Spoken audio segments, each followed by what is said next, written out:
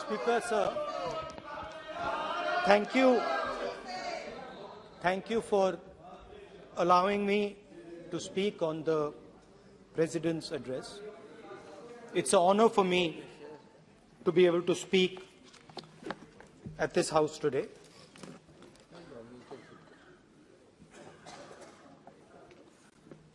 जैसे आप सबको मालूम है, पिछले 4 महीनों में हम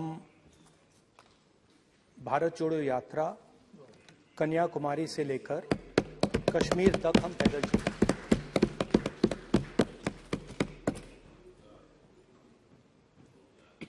3,600 किलोमीटर तकरीबन। और इस यात्रा पे बहुत कुछ सीखने को मिला। बस बस बस बस कोई बात। इस यात्रा में बहुत कुछ सीखने को मिला और जो जनता की आवाज, हिंदुस्तान की आवाज है, उसको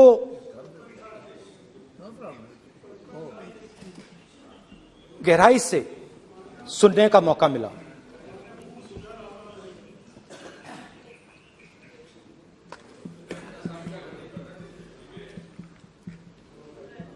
शुरुआत में, यात्रा की शुरुआत में मैंने सोचा था कि 3,500 किलोमीटर चलने हैं और मुश्किल है मगर किया जा सकता है।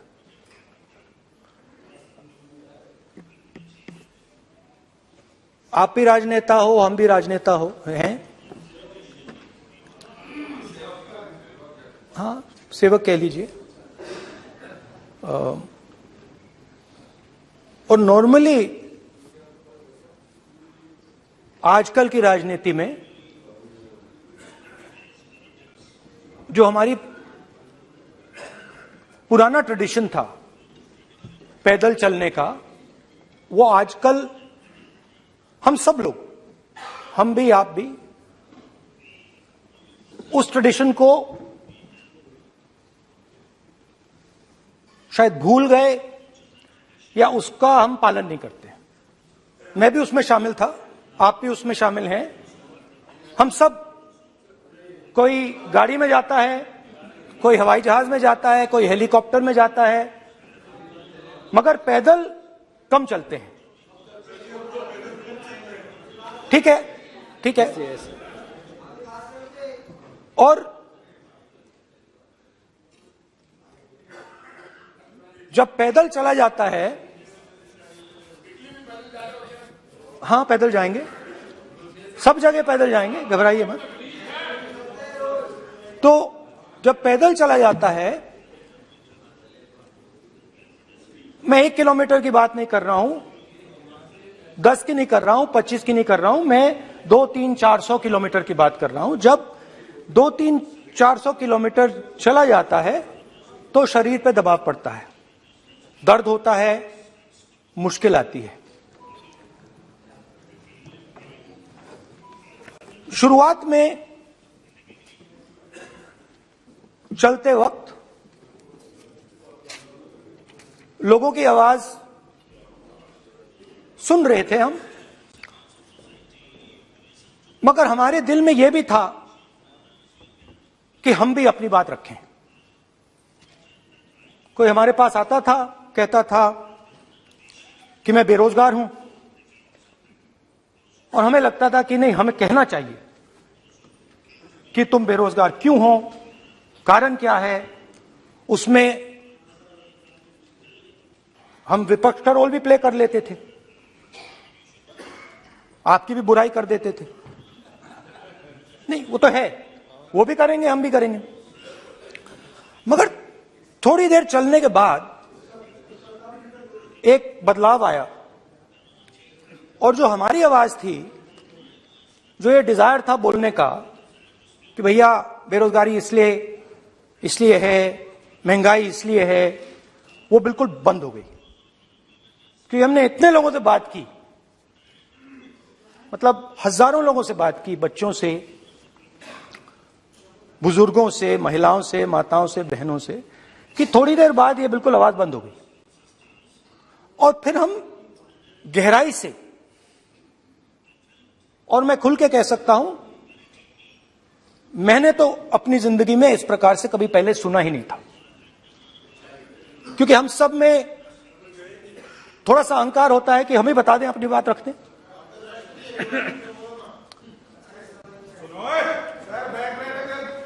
तो आस्ते आस्ते जब हम चले 500-600 किलोमीटर बाद, जनता की आवाज गहराई से सुनाई देने लगी। और एक प्रकार से यात्रा, इंडिविजुअल्स नहीं, यात्रा हमसे बोलने लगी। नहीं, गहरी बात है, समझ नहीं आएगा। आप समझने की कोशिश करो। यात्रा हमसे बोलने लगी। 200 किलोमीटर आप चलने की कोशिश करिए, पता चल जाएगा। और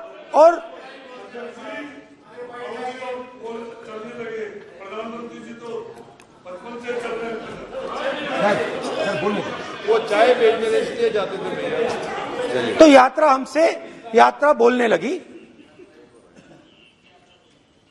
कोई आता था, कहता था, युवक आता था, कहता था मैं बेरोजगार हूं। हम सवाल पूछते थे, क्या पढ़ा आपने? इंजीनियरिंग की, अब क्या करते हो? कोई कहता था मैं बेरोजगार हूं, कोई कहता था मैं उबर चलाता हूं, कोई कहता था मैं मजदूरी करता हूं। किसान आए हजारों। प्रधानमंत्री बीमा योजना की बात की कि हम पैसा भरते हैं, तूफान आता है, आंधी आती है, पैसा गायब हो जाता है।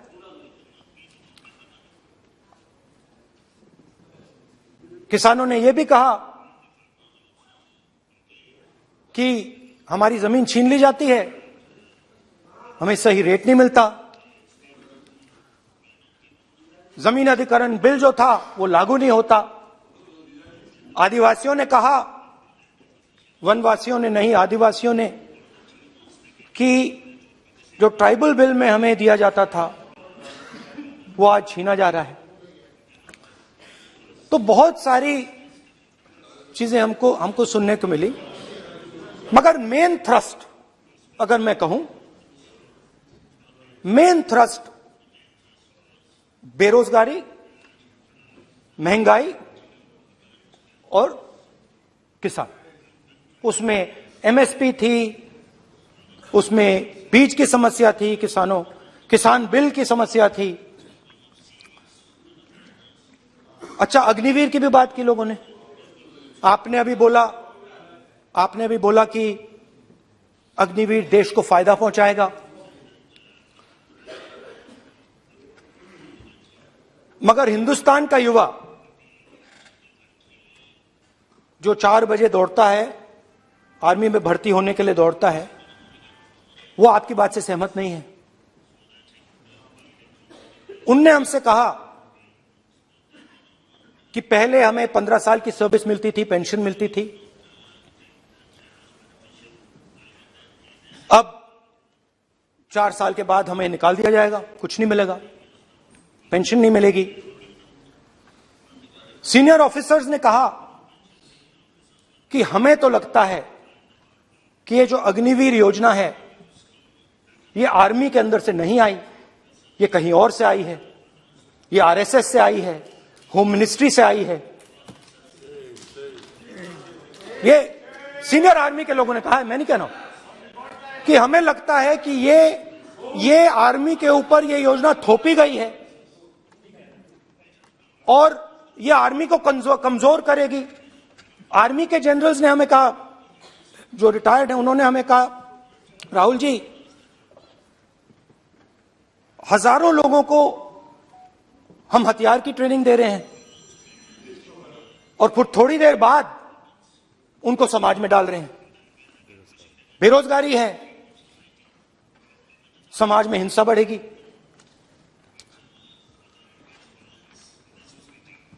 तो उनके मन में था कि ये जो अग्निवीर योजना जो है,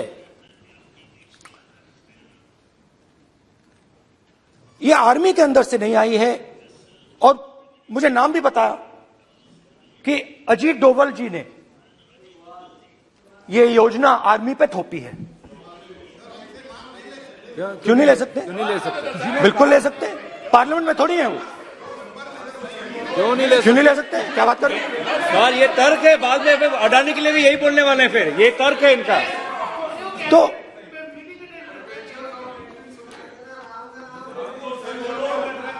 इंटरेस्टिंग बात यह है, इंटरेस्टिंग बात यह है कि मैंने फिर प्रेसिडेंट्स एड्रेस पढ़ा। देश के सब युवा अग्निवीर अग्निवीर अग्निवीर अग्निवीर बोल रहे हैं, कह रहे हैं कि ये आर्मी के ऊपर थोपा गया है, हमें नहीं चाहिए। आर्मी के लोग कह रहे हैं हमें नहीं चाहिए। जैसे मैंने कहा, आर्मी को लगता है कि होम मिनिस्ट्री ने इनके ऊपर थोपा है, आरएसएस ने ये उनके ऊपर थोपा है। तो ये आवाजें आ रही हैं। अब मैंने आपका बैठिए, अब बैठिए, कौन सा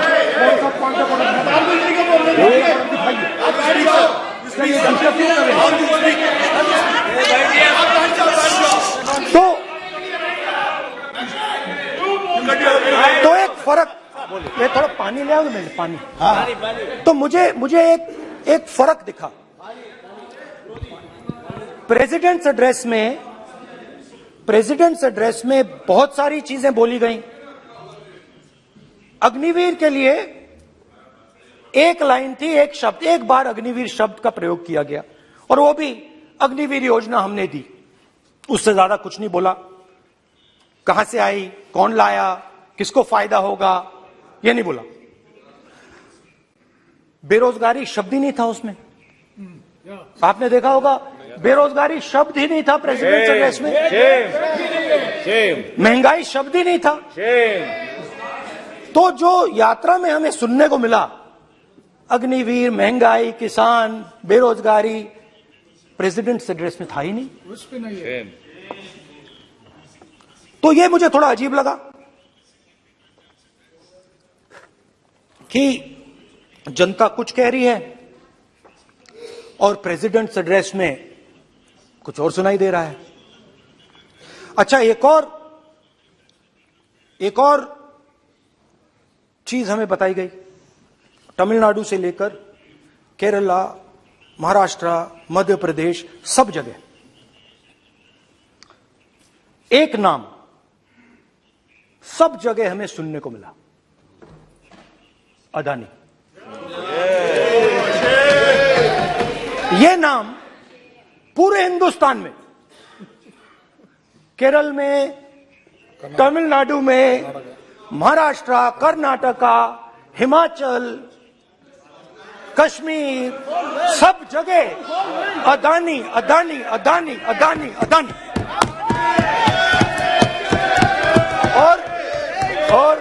और ये नाम नहीं, और इस नाम के बारे में जब लोग बोलते थे मुझसे, तो 2-3 सवाल पूछते थे। ये पूछते थे कि ये जो अदानी जी हैं, ये किसी भी बिजनेस में घुस जाता है, ये सफलता प्राप्त कर जाता है, ये कभी फेल नहीं होता। और युवाओं ने मुझसे यह सवाल पूछा कि भाई ये हो क्या रहा है, हम भी सीखना चाहते हैं। मोदी जी ने कहा स्टार्टअप करो, हम भी अदानी जी जैसे बनना चाहते हैं। तो भैया किसी भी बिजनेस में घुस जाओ और एकदम सक्सेस हो जाए। यह पहला सवाल था। दूसरा सवाल था कि ये अदानी जी हैं, ये किसी भी बिजनेस में घुस जाते हैं। पहले ये 1-2 बिजनेस करते थे, अब ये 8-10 सेक्टर्स में काम करते हैं। Airports, data centres, cement, solar energy, wind energy, aerospace and defence, consumer finance, renewables, media. तो उन्होंने मुझसे पूछा कि राहुल जी, हाँ वेट करो, वेट। बेटे हाँ, धन्यवाद। पोर्ट्स की बात भी थी, पोर्ट्स की बात भी थी।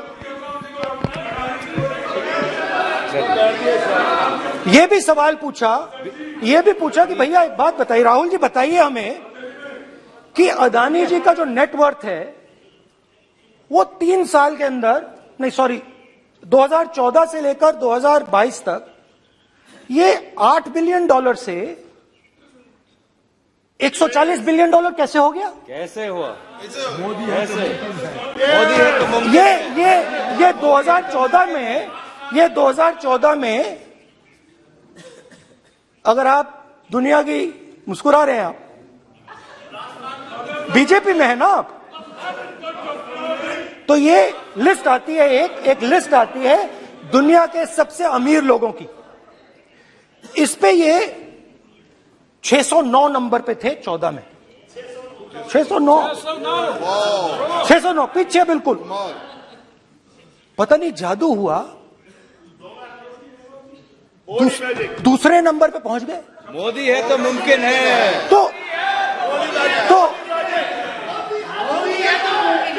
तो मुझसे पूछा यार, बहुत सारे लोगों ने पूछा कि भैया राहुल जी बताइए, हिमाचल में सेब की बात होती है, अदानी जी। कश्मीर में सेब की बात होती है, अदानी जी। पोर्ट्स की बात होती है, अदानी जी। एयरपोर्ट्स की बात होती है, अदानी जी। इंफ्रास्ट्रक्चर, अच्छा हम सड़क पे चल रहे हैं, मैं पूछूं किसने बनाई? अदानी जी। तो लोगों ने यह भी पूछा कि राहुल जी ये जो अदानी जी जो हैं, इनकी सफलता कैसे हुई? ये इतने बिजनेसेस में कैसे घुस गए? इतनी सफलता कैसे प्राप्त हुई? और सबसे जरूरी सवाल, इनका हिंदुस्तान के प्रधानमंत्री के साथ क्या रिश्ता है और कैसा रिश्ता है? देश जानना चाहता है, तो देश जानना चाहता है। ये देखिए रिश्ता, ये देख लीजिए। प्लीज पोस्टर माननीय ये देख लीजिए, सदस्य पब्लिक में है सर। नहीं स्पीकर सर, वो फोटो है सर, वो पोस्टर नहीं है। आप वरिष्ठ सदस्य हैं, प्राइम मिनिस्टर की पोस्टर और फोटो है सर। उसमें नियम में बहुत नहीं है, उनका अच्छा चेहरा सदन ने दिख रहा नियम है। बनाया है। उनके वहां पे उनके पीछे अदानी का लोगो है, अदानी जी के हवाई जहाज में घुस रहे हैं। तो मैंने सोचा कि आज के प्रेसिडेंट्स एड्रेस में मैं थोड़ा जो नरेंद्र मोदी जी का और अदानी जी का रिश्ता है उसके बारे में आपको थोड़ा बता देता हूं। प्लीज बताइए। तो वो आप बता देना।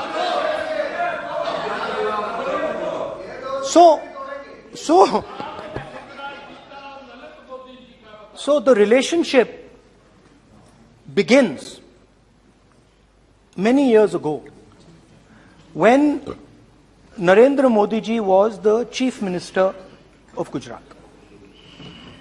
And when most of India's business was asking questions of the Prime Minister, was against the Prime Minister, one man stood shoulder to shoulder with the Prime Minister. He didn't back down. That's commendable. It's not a joke. He was loyal to the Prime Minister. And what did he do? He helped Mr. Modi construct the idea of resurgent Gujarat. Right? The idea that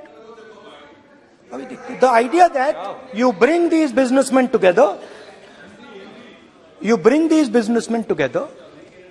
and you call it resurgent Gujarat, vibrant Gujarat, they're both. And he was the backbone in setting up that group of people. Okay? And the result of that was tremendous growth of his businesses in Gujarat. Expansion of his businesses. I think then the real magic starts. जब प्रधानमंत्री जी दिल्ली आते हैं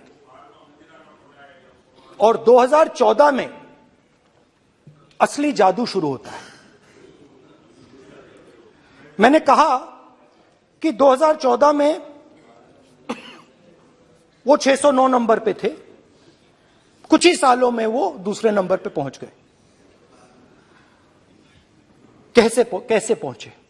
मैं आपको, बहुत सारी industries में काम करते हैं, मैं आपको 2-3 इंडस्ट्रीज का उदाहरण दे देता हूं। एयरपोर्ट इंडस्ट्री की बात, एयरपोर्ट्स की बात करते हैं।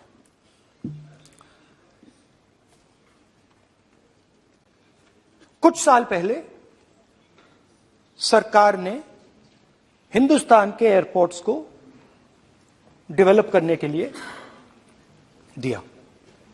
नियम था, there was a rule that anybody who does not have prior experience in airports cannot be involved in development of these airports. नहीं, गलत नहीं बोल रहा हूं।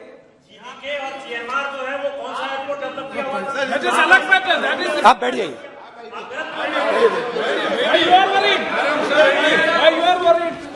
अडानी के डिफेंस में आ गए सर। रूल था कि अगर कोई एयरपोर्ट बिजनेस में नहीं था तो वो इन एयरपोर्ट्स को ले नहीं सकता था। इस रूल को हिंदुस्तान की सरकार ने बदला। किसी ने भी बनाया हो रूल था, किसी ने भी बनाया हो रूल था। रूल बनाया किसने बात नहीं है, रूल बदला किसने बात है। रूल बदला गया और किसके लिए? अडानी से अडानी किसने किया है? ये पूछते हैं। और किसके लिए बदला गया? रूल बदला गया।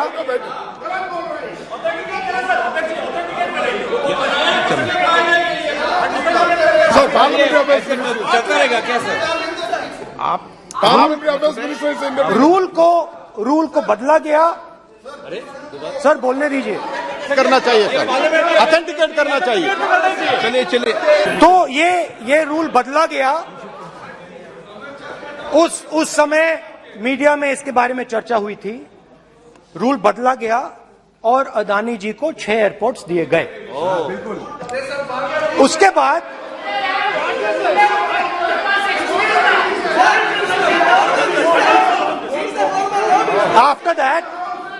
after that India's most strategic profitable airport, Mumbai airport, was taken away by GVK, hijacked by using the agencies. The agencies को CBI, ED का प्रयोग कर GVK पर दबाव डालकर हिंदुस्तान की सरकार ने उस एयरपोर्ट को अदानी जी के हाथों में कर दिया। सच है। रिजल्ट क्या आया? रिजल्ट आया कि एयरपोर्ट्स में आज अदानी जी 24% हिंदुस्तान की एयर ट्रैफिक को अपने एयरपोर्ट से निकालते हैं और 31% एयर फ्रेट उनके एयरपोर्ट्स में से निकलता है। अब ये काम हिंदुस्तान की सरकार और हिंदुस्तान के प्रधानमंत्री जी ने फैसिलिटेट किया। अब आपने, जो पिछले स्पीकर थे उन्होंने फॉरेन पॉलिसी की बात की, हम भी फॉरेन पॉलिसी की बात करते हैं। चलिए डिफेंस से शुरू करते हैं। बहुत ऑप्शन है, आप बताइए कहां से शुरू करें। बिजली, डिफेंस, बहुत ऑप्शन है। Defence, let us start with defence. अब डिफेंस में अदानी जी का कोई एक्सपीरियंस नहीं था, 0 एक्सपीरियंस। कल मैंने प्रधानमंत्री को HAL में देखा। प्रधानमंत्री जी ने कहा कि गलत आरोप लगाया, मगर रियलिटी तो यह है कि HAL का जो कॉन्ट्रैक्ट था 126 हवाई जहाजों का, वो अनिल अंबानी को चला गया और अनिल अंबानी बैंकरप्ट हो गया। वहां भी फैसिलिटेशन था। अब देखिए, और ये जो फ्यूचर एंटरप्रेन्योर्स हैं, जो बिजनेस स्कूल हैं, हार्वर्ड यूनिवर्सिटी जैसे स्कूल हैं, इनको इसका केस स्टडी, इसकी केस स्टडी बनानी चाहिए, शायद बने। How to use government power to build individual businesses, case study.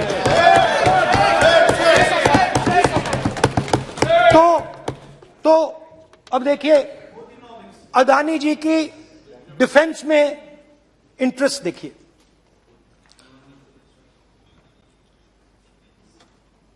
Elbit company के साथ हिंदुस्तान में अदानी जी ड्रोन्स बनाते हैं। ड्रोन्स को हिंदुस्तान की एयरफोर्स, आर्मी, नेवी के लिए रीफिट करते हैं। अदानी जी ने यह काम कभी नहीं किया है पहले। एचएएल ये काम करती है। हिंदुस्तान में और भी कंपनीज हैं जो ये काम करती हैं, मगर प्रधानमंत्री जी इजरायल जाते हैं और उसके एकदम बाद अदानी जी को ये कॉन्ट्रैक्ट मिल जाता है। मगर एक नहीं मिलता। ये मत सोचिए कि ये सिर्फ एक कंपनी की बात हो रही है, ये इंडस्ट्रीज की बात होती है यहां पे। जैसे मैंने आपको दिखाया, एयरपोर्ट का पूरा सिस्टम उठा के ले गए, 30% मार्केट शेयर एयरपोर्ट में ले गए, वैसे ही डिफेंस में करा। तो 4 डिफेंस की इनके पास कंपनीज हैं। यह काम इन्होंने कभी नहीं किया। स्मॉल आर्म्स, जिसमें टवॉर है जो हमारी स्पेशल फोर्सेस यूज करती है, आर्मी यूज करती है, जिसमें गलील स्नाइपर राइफल है, ये सब अदानी जी बनाते हैं। सीधा स्ट्रेट इजरायल में प्राइम मिनिस्टर जाते हैं, प्राइम मिनिस्टर के साथ वहां पे मतलब बीच में पैदल चलते हैं और फिर जादू से पीछे से इंडिया का फर्स्ट कॉम्प्रिहेंसिव एमआरओ मिल जाता है मेंटेनेंस के लिए, जहाजों के मेंटेनेंस के लिए। स्मॉल आर्म्स का बिजनेस मिल जाता है, इजरायली जो ड्रोन्स हैं उसका बिजनेस मिल जाता है। मतलब जो हिंदुस्तान और इजरायल का डिफेंस का रिश्ता है वो पूरा का पूरा अदानी जी के हाथ में चला जाता है। खत्म कहानी। हाँ, उसमें पेगासस भी है, तो पता नहीं वहां से क्या मतलब पेगासस कैसे आया, क्या हुआ, किसने दिया। अच्छा, एक और बड़ी इंटरेस्टिंग चीज है, एक कंपनी है अल्फा डिफेंस, जो डिफेंस इलेक्ट्रॉनिक्स का काम करती है, एवियोनिक्स का काम करती है, और बहुत स्ट्रेटेजिक कंपनी है। वो भी अदानी जी के हवाले कर दी गई, अदानी जी ने एक्वायर कर लिया। तो आपने देखा कि एयरपोर्ट्स का बिजनेस 30% मार्केट शेयर, हिंदुस्तान और इजरायल का जो वेपन्स का बिजनेस है 90% उठा के ले गए। एक विजिट फॉरेन पॉलिसी, ये है फॉरेन पॉलिसी। चलिए, अब मैंने आपको इजरायल की बात बताई, ऑस्ट्रेलिया चलते हैं। कोयला ऑस्ट्रेलिया चलिए। ऑस्ट्रेलिया में प्रधानमंत्री जाते हैं। आप बोलिए सर, स्पीकर सर, प्रधानमंत्री जी ऑस्ट्रेलिया जाते हैं और जादू से State Bank of India $1 billion loan Adani ji को ऑफर जरूरी है सर, इसका भी डॉक्यूमेंट जरूरी है क्या, बताओ। मोदी जी, आपका सरकार की पास है। Sadyr please. उसके बाद मैं उदाहरण दे रहा हूं, पूरी दुनिया में मोदी जी जाते हैं, घूमते हैं, तो मैं बता देता हूं क्या होता है वहां पे। बांग्लादेश में गए, हाँ काम पे ही जा रहे हैं, वही तो बोल रहा हूं, काम पे जा रहे हैं। बांग्लादेश जाते हैं, मोदी जी की पहली ट्रिप होती है बांग्लादेश में। वहां पे बांग्लादेश को इलेक्ट्रिसिटी बेचने का डिसीजन लिया जाता है। कुछ ही दिन बाद बांग्लादेश पावर डेवलपमेंट बोर्ड 25 साल का कॉन्ट्रैक्ट अदानी जी के साथ साइन कर देता है। 1500 मेगावाट इलेक्ट्रिसिटी का कॉन्ट्रैक्ट अदानी जी। दोस्ती चलिए वहां से श्रीलंका चलते हैं।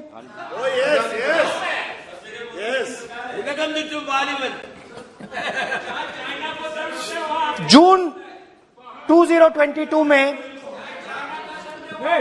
Chairman of Sri Lanka's Ceylon Electricity Board, MMC Fernando, informed a parliamentary committee in Sri Lanka in open hearing that he was told by President Rajapaksa that PM Modi pressured him to give the wind power project directly to Mr. Adani.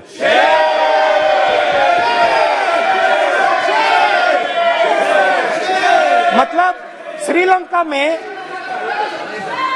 Sri Lanka electricity board के chairman कहते हैं कि उन्होंने राजापाक्सा जी ने कहा कि हिंदुस्तान के प्रधानमंत्री ने उनको कहा है कि ये विंड पावर का प्रोजेक्ट है, ये अदानी जी को देना है। तो ये रही आपकी फॉरेन पॉलिसी। ये हिंदुस्तान की फॉरेन पॉलिसी नहीं है, ये अदानी जी की फॉरेन पॉलिसी है, उनके बिजनेसेस बनाने की फॉरेन पॉलिसी है। अब यात्रा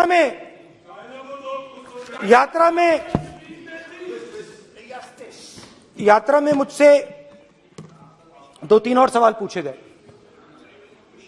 यात्रा में लोगों ने मुझसे पूछा, राहुल जी ये जो LIC कंपनी है इसका पैसा अदानी जी की मदद करने के लिए क्यों डाला जा रहा है? उन्होंने यह भी पूछा कि अदानी जी के जो शेयर्स हैं बड़े वोलेटाइल हैं, उसमें LIC का पैसा क्यों डाला जा रहा है? तो मेरा कहना है कि एक सेकंड, मेरा कहना है कि अदानी जी की मदद प्रधानमंत्री जी और हिंदुस्तान की सरकार कैसे करती है? हजारों करोड़ रुपए हिंदुस्तान के public sector banks Adani ji को मिलता है। 27,000 करोड़ रुपए SBI, PNB 7,000 crore, bank of Baroda 5,500 crore, ये मैं लिस्ट चलती जाएगी। LIC का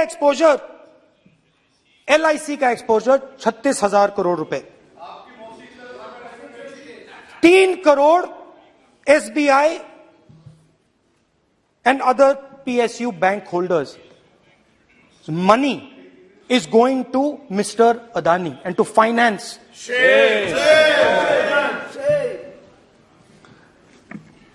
Now, of course, there is another question. तो मदद कैसे हो रही है? हिंदुस्तान के पब्लिक सेक्टर बैंक्स का पैसा, LIC का पैसा नरेंद्र मोदी जी, अदानी जी को दिया जा रहा है। अगर कोई सामने खड़ा हो जाता है, जैसे जीवी के लोग खड़े हुए, ED, CBI एजेंसीज आ जाती हैं, उनको परे कर देती हैं। तेलंगाना में भी एक पोर्ट का उदाहरण था, आंध्रा, सॉरी। मगर मेन सवाल और सबसे इंटरेस्टिंग सवाल दूसरा है। कुछ दिन पहले ये हिंडनबर्ग रिपोर्ट आई, उसमें लिखा था कि अदानी जी की हिंदुस्तान के बाहर शेल कंपनीज हैं। ये जो शेल कंपनीज हैं, सबसे पहला सवाल है, ये हैं किसकी? ये किसकी है मॉरिशस में जो शेल कंपनीज हैं? और ये जो हजारों करोड़ रुपया ये शेल कंपनीज हिंदुस्तान में भेज रही हैं, ये किसका पैसा है?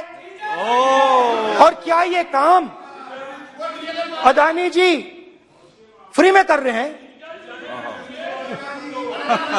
अब मैं ये सवाल क्यों पूछ रहा हूं? क्योंकि अदानी जी स्ट्रेटेजिक बिजनेसेस में काम करते हैं। अदानी जी हिंदुस्तान के पोर्ट्स को डोमिनेट करते हैं, अदानी जी हिंदुस्तान के एयरपोर्ट्स को डोमिनेट करते हैं, और जैसे मैंने कहा अदानी जी हिंदुस्तान की डिफेंस इंडस्ट्री में बहुत जरूरी रोल प्ले करते हैं। तो मेरा पहला एक छोटा सा सवाल है कि जो शेल कंपनीज हैं, इनके बारे में हिंदुस्तान की सरकार ने कोई सवाल नहीं उठाया? ये कौन लोग हैं, ये किनकी कंपनीज हैं? ये स्ट्रेटेजिक मामला है, पोर्ट्स का मामला है, एयरपोर्ट्स का मामला है, डिफेंस का मामला है, और जो कंपनी इन स्ट्रेटेजिक एरियाज में काम कर रही है उनके बारे में आपको मालूम ही नहीं। ये नेशनल सिक्योरिटी का मुद्दा है, आपको मालूम ही नहीं कि ये शेल कंपनीज किसकी हैं, कितना पैसा आ रहा है, किसका पैसा आ रहा है। तो एक बहुत बड़ा सवाल है, ये पैसा किसका है, ये शेल कंपनीज किसकी हैं, और ये हिंदुस्तान की सरकार की जिम्मेदारी है ये पता लगाना ये किसकी शेल कंपनीज है और ये किसका पैसा अंदर आ रहा है। JPC, we want JPC, we want JPC.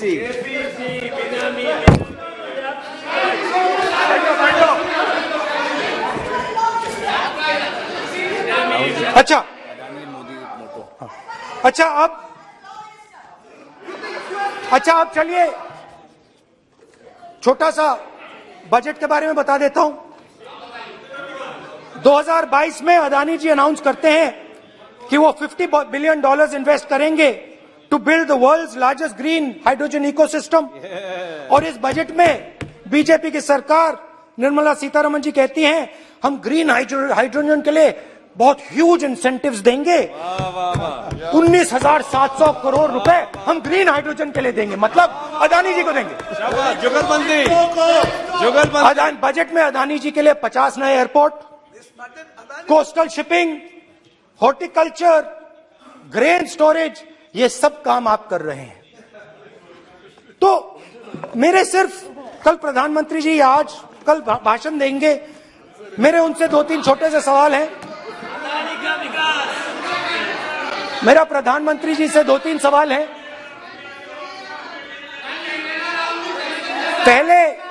पहले अदानी जी के हवाई जहाज में मोदी जी जाते थे, अब मोदी जी के हवाई जहाज में अदानी जी जाते हैं। पहले लोकल मामला था, फिर नेशनल मामला हो गया, उसके बाद इंटरनेशनल मामला हो गया। अदानी जी के लिए बोरिस जॉनसन का बेटा काम करता है, आपको पता नहीं मालूम है या नहीं मालूम? भाई सॉरी, नहीं बेटा भी, भाई काम करता है। तो ये मामला पहले गुजरात का मामला था, फिर ये हिंदुस्तान का मामला हुआ, अब ये इंटरनेशनल मामला हो गया है। तो मेरा सवाल प्रधानमंत्री जी से, और सिंपल सवाल है, प्रधानमंत्री जी आपकी फॉरेन ट्रिप्स पे अदानी जी और आप कितनी बार एक साथ गए?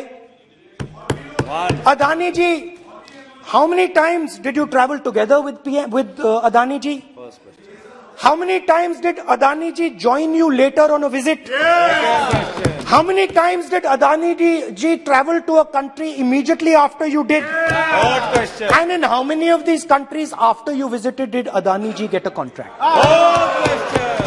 Good question. Also an important question, जरूरी सवाल, अदानी जी ने बीजेपी को पिछले 20 साल में कितने पैसे दिए हैं?